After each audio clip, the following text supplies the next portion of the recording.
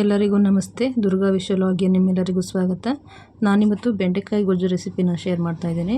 ಇದನ್ನು ಮಾಡೋದಕ್ಕೆ ಏನೆಲ್ಲ ತೊಗೊಂಡಿದ್ದೀನಿ ಅಂತಂದರೆ, ಬೆಂಡೆಕಾಯಿನ ಎಳೆ ಬೆಂಡೆಕಾಯಿ ಒಂದು ಅರ್ಧ kg ಆಗುವಷ್ಟು ಬೆಂಡೆಕಾಯಿನ ಹಚ್ಚಿಟ್ಕೊಂಡಿದ್ದೀನಿ. ಒಗ್ಗರಣೆಗೆ ಅಂತ ಕರಿಬೇವಿನ ಸೊಪ್ಪು, ಈರುಳ್ಳಿ ತೊಗೊಂಡಿದ್ದೀನಿ. ಮತ್ತು ಟೊಮೊಟೊ ಮತ್ತು ಕಾಯಿ ರುಬ್ಕೊಳ್ಳೋದಕ್ಕೆ ಕಾಯಿಯನ್ನು ಕೂಡ ತುರಿದು ಇಟ್ಕೊಂಡಿದ್ದೀನಿ. ಬೆಂಡೆಕಾಯಿನ ಈ ರೀತಿ ಸಣ್ಣದಾಗಿ ಕಟ್ ಮಾಡ್ಕೊಂಡಿದ್ದೀನಿ. ಫಸ್ಟೇ ಚೆನ್ನಾಗಿ ತೊಳ್ಕೊಬೇಕಿದು, ಗಲೀಜೆಲ್ಲ ಇರುತ್ತೆ, ಔಷಧಿ ಎಲ್ಲ ಹೊಡೆದಿರ್ತಾರೆ ಬೆಂಡೆಕಾಯಿಗೆ. ಅದರಿಂದ ಸ್ವಲ್ಪ ಚೆನ್ನಾಗಿ ತೊಳೆದು ಒಂದು 2-3 ಸಾರಿ ತೊಳೆದು ಹಚ್ಕೋಬೇಕು. ಈಗ ಒಂದು ಗ್ಯಾಸ್ ಹಚ್ಕೊಂಡು ಬೆಂಡೆಕಾಯಿಯನ್ನು ಒಂದು ಬಾಣಲಿಗೆ ಹಾಕ್ಕೊಂಡು ಚೆನ್ನಾಗಿ ಹುರ್ಕೋತಾ ಇದ್ದೀನಿ. ಚೆನ್ನಾಗಿ ಫ್ರೈ ಮಾಡ್ಕೋಬೇಕು. ಆದಷ್ಟು ಇದರಲ್ಲಿರೋ ಲೋಳೆ ಅಂಶ ಎಲ್ಲ ಚೆನ್ನಾಗಿ ಕಡಿಮೆ ಆಗಬೇಕು. ಅಲ್ಲಿವರೆಗೂ ಕೂಡ ಫ್ರೈ ಮಾಡಬೇಕು. ಲೋಳೆ ಅಂಶ ಎಲ್ಲ ಚೆನ್ನಾಗಿ ಕಡಿಮೆ ಆದರೆ ಗೊಜ್ಜು ಕೂಡ ಚೆನ್ನಾಗಿರುತ್ತೆ, ಲೋಳೆ ಆಗಲ್ಲ. ಈ ಬೆಂಡೆಕಾಯಿನ ಶುಗರ್ ಇರೋರು ತಿಂದರೆ ತುಂಬ ಒಳ್ಳೆಯದು.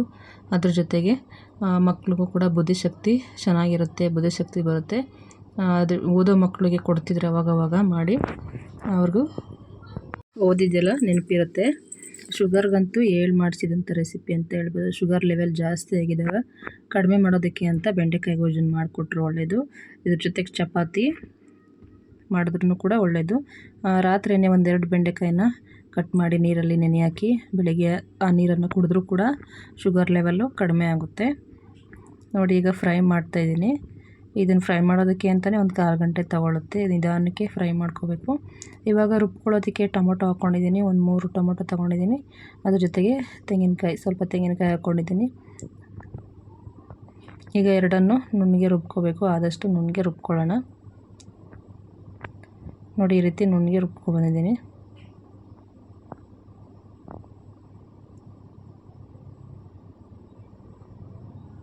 ಈಗ ಬೆಂಡೆಕಾಯಿ ಚೆನ್ನಾಗಿ ಫ್ರೈ ಆಯ್ತಾ ಇದೆ. ನೋಡಿ ಇಷ್ಟ ಆದರೆ ಸಾಕು. ಇದು ಒಳ್ಳೆ ಅಂಶ ಎಲ್ಲ ಕಡಿಮೆ ಆಗಿದೆ. ಈಗ ಬೆಂಡೆಕಾಯಿನ ಇಳಿಸಿ ಬೇರೆದೊಂದು ಬಾಣಲಿ ಇಟ್ಕೋತಾ ಇದ್ದೀನಿ. ಅದಕ್ಕೆ ಇವಾಗ ಎಣ್ಣೆ ಹಾಕ್ಕೋತಾ ಇದ್ದೀನಿ. ಎಣ್ಣೆ ಹಾಕ್ಕೊಂಡು ಎಣ್ಣೆ ಚೆನ್ನಾಗಿ ಕಾಯ್ದ ಮೇಲೆ ಸಾಸಿವೆ ಹಾಕ್ಕೋತಾ ಇದ್ದೀನಿ. ಸಾಸಿವೆ ಅಂತ ಚಟಪಟ ಅಂತ ಸಿಡಿಬೇಕು ಸಾಸಿವೆ. ಆವಾಗ ಒಂದು ಈರುಳ್ಳಿ ಕಟ್ ಮಾಡಿ ಇಟ್ಕೊಂಡಿರೋಂಥ ಈರುಳ್ಳಿ, ಒಗ್ಗರಣೆಗೆ ಸ್ವಲ್ಪ ಕರಿಬೇವಿನ ಸೊಪ್ಪನ್ನು ಕೂಡ ಹಾಕ್ಕೋತಾ ಇದ್ದೀನಿ. ಈರುಳ್ಳಿ ಚೆನ್ನಾಗಿ ಒಂದು 5 ನಿಮಿಷ ಫ್ರೈ ಆಗಬೇಕು ಎಣ್ಣೆಯಲ್ಲಿ. ಕರಿಬೇವಿನ ಸೊಪ್ಪು ಕೂಡ ಎಣ್ಣೆಯಲ್ಲಿ ಫ್ರೈ ಆಗಬೇಕು. ಒಂದು 5 ನಿಮಿಷ ಹಸಿ ವಾಸನೆ ಹೋಗೋವರೆಗೂ ಎರಡನ್ನೂ ಫ್ರೈ ಮಾಡ್ಕೊಳ್ಳೋಣ. ಈಗ ನೋಡಿ, ಹುರಿದಿಟ್ಕೊಂಡಿರುವಂಥ ಬೆಂಡೆಕಾಯಿಯನ್ನು ಹಾಕ್ತಾಯಿದ್ದೀನಿ.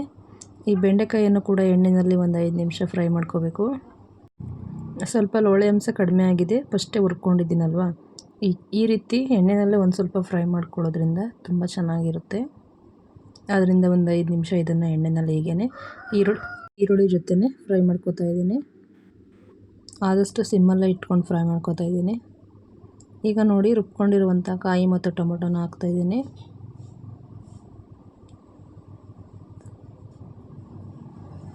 ಅದರ ಜೊತೆಗೇ ಜಾರ್ನೆಲ್ಲ ತೊಳೆದು ಮಿಕ್ಸಿ ಜಾರನ್ನು ಕೂಡ ಕ್ಲೀನಾಗಿ ತೊಳೆದು ಹಾಕ್ಕೋತಾ ಇದ್ದೀನಿ. ಆದಷ್ಟು ಗೊಜ್ಜು ಗಟ್ಟಿಗೆ ಇದ್ದರೆ ಚೆನ್ನಾಗಿರುತ್ತೆ. ಈಗೆಲ್ಲ ಟೊಮೊಟೊ ಕಾಯಿ ಜೊತೆ ಚೆನ್ನಾಗಿ ಮಿಕ್ಸ್ ಮಾಡಿಬಿಟ್ಟು ಕಾಯಿ ಮಸಾಲೆ ಎಲ್ಲ ಹಾಕಾಗಿದೆ. ಈಗ ನೋಡಿ, ಖಾರದ ಪುಡಿ ಹಾಕ್ತಾಯಿದ್ದೀನಿ. ಮನೇಲಿ ಮಾಡಿಸಿಕೊಂಡಿರುವಂಥ ಸಾಂಬಾರು ಪೌಡರನ್ನು 1 ಸ್ಪೂನ್ ಹಾಕ್ತಾಯಿದ್ದೀನಿ. ಅದ್ರ ಜೊತೆಗೆ ಉಪ್ಪು ಕೂಡ ಹಾಕ್ತಾಯಿದ್ದೀನಿ. ಈಗ ಎಲ್ಲ ಒಂದು ಸಾರಿ ಚೆನ್ನಾಗಿ ಮಿಕ್ಸ್ ಮಾಡಿ ಇದನ್ನು ಬೇಯೋದಕ್ಕೆ ಬಿಡಬೇಕು. ಸ್ವಲ್ಪ ತೆಳ್ಳಗಾಗಿದೆ. ಇದು ಚೆನ್ನಾಗಿ ಬೆಂಡೆಕಾಯಿ ಎಲ್ಲ ಬೆಂದಮೇಲೆ, ಖಾರ ಎಲ್ಲ ಬೆಂದಮೇಲೆ ಗಟ್ಟಿಯಾಗುತ್ತೆ.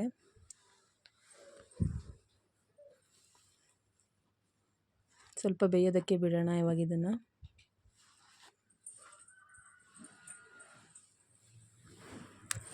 ಬೆಂಡೆಕಾಯಿ ಗೊಜ್ಜು ಗ್ರೇವಿ ಥರ ಇರಬೇಕಲ್ವ, ಅದಕ್ಕೆ ಸ್ವಲ್ಪ ನೀರು ಹಾಕ್ತಾಯಿದ್ದೀನಿ. ನೋಡಿ, ಈಗ ಒಂದು ಮುಚ್ಚಳ ಮುಚ್ಚಿ ಒಂದು 5 ನಿಮಿಷ ಬೇಯೋದಕ್ಕೆ ಬಿಟ್ಟರೆ ಸ್ವಲ್ಪ ಗಟ್ಟಿಯಾಗಿದೆ. ಬೆಂಡೆಕಾಯಿ ಬೇಗ ಬೆಂದೋಗುತ್ತೆ, ಫಸ್ಟೇ ಹುರ್ಕೊಂಡಿದ್ದೀವಲ್ಲ, ಅದರಿಂದ ಬೇಗ ಬೆಂದೋಗುತ್ತೆ. ಇವಾಗ ಲಾಸ್ಟಲ್ಲಿ ಕೊತ್ತಂಬರಿ ಸೊಪ್ಪನ್ನು ಕಟ್ ಮಾಡಿ ಹಾಕ್ತಾಯಿದ್ದೀನಿ. ಕೊತ್ತಂಬರಿ ಸೊಪ್ಪು ಹಾಕಿದ್ಮೇಲೆ ಒಂದು ಸಾರಿ ಚೆನ್ನಾಗಿ ಮಿಕ್ಸ್ ಮಾಡಿದ್ರೆ ಬೆಂಡೆಕಾಯಿ ಗೊಜ್ಜು ರೆಡಿಯಾಗಿದೆ. ರೊಟ್ಟಿ ಜೊತೆ, ಚಪಾತಿ ಜೊತೆನೆಲ್ಲ ತಿನ್ನೋದಕ್ಕೆ ತುಂಬ ಚೆನ್ನಾಗಿರುತ್ತೆ.